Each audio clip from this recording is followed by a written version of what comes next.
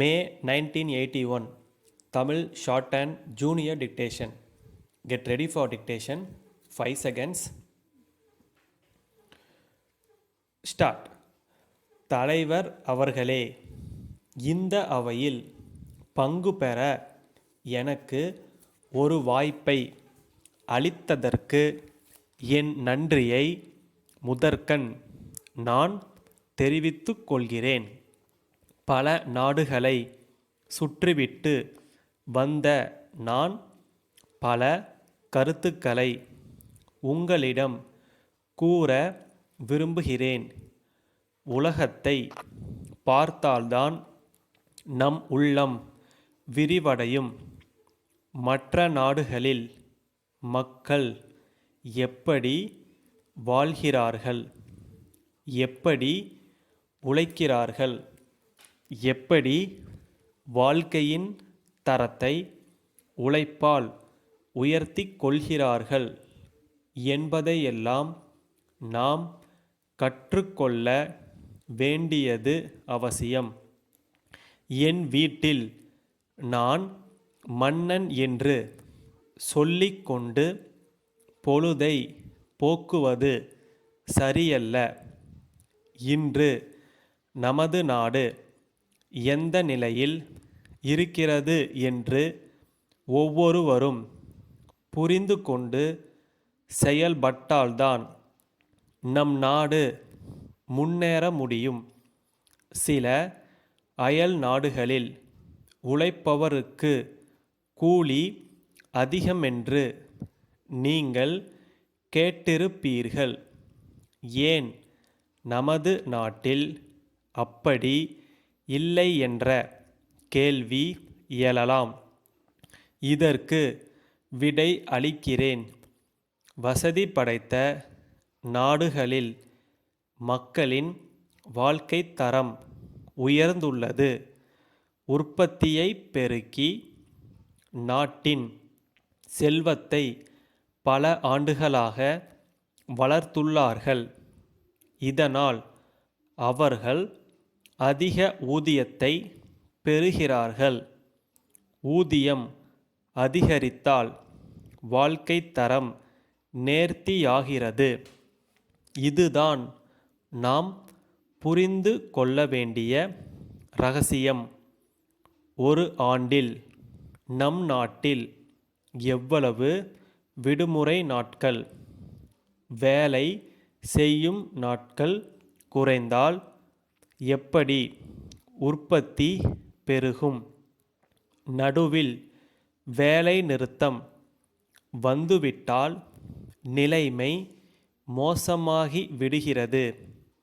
உதாரணமாக ஜப்பான் நாட்டை எடுத்துக்கொண்டால் அங்கு தொழிலாளர்கள் தங்கள் வெறுப்பை வேலை நிறுத்தம் செய்யாமல் காண்பிக்கிறார்கள். இதை நாம் பின்பற்றினால் அவலநிலை ஏற்படாது. தொழிலாளர் இயக்கத்திற்கு நான் விரோதியில்லை.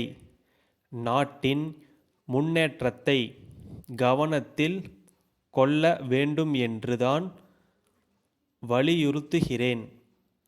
தேசத்தின் உற்பத்தி பாதிக்கப்படாமல் தொழிலாளர் இயக்கம் செயல்பட வேண்டும். கல்வித்துறையை அடுத்தபடி பார்ப்போம். நம் நாட்டில் பட்டம் பெற வேண்டும், அதுதான் கௌரவம் என்று இந்த படிப்பை தீவிரமாய் நாடிச் செல்கிறார்கள். தக்க படிப்பை நாடுவது என்பது நமது நாட்டில் இல்லை. வெளிநாடுகளில் சிறுவர்கள் சிறுமிகள் எல்லோரும் ஏட்டுப் படிப்பில் அதிக கவனம் செலுத்துவதில்லை. பல திறமைகளை கற்றுக்கொள்கிறார்கள். ஆண்டுதோறும் பள்ளிக்குச் சென்று ஒரே விதமான படிப்பை குறிப்பிட்ட ஆண்டுகள் படித்து உடனே வேலை தேடுகிறோம். இதற்கு முடிவு கட்டி தொழில் படிப்பு நாட்டில் விரிவடைய நாம் முயற்சி செய்ய வேண்டும். சேலம் வடக்கு தெருவிலுள்ள அறிவழகன் சகோதரர்கள் சென்னையிலுள்ள தமிழ்நாடு சுற்றுலாக் கழக செயலருக்கு எழுதிய கடிதம். ஐயா, சென்னையில் சுற்றுலா காட்சியில் எங்கள் நிறுவனம் இடம் பெறுவதற்காக இந்த விண்ணப்பத்தை அனுப்புகிறோம். ஆண்டொன்றுக்கு சுமார் 1 கோடி ரூபாய் அளவிற்கு மரபொம்மைகள் செய்து உள்நாட்டிலும் வெளிநாடுகளிலும் விற்று வருகிறோம்.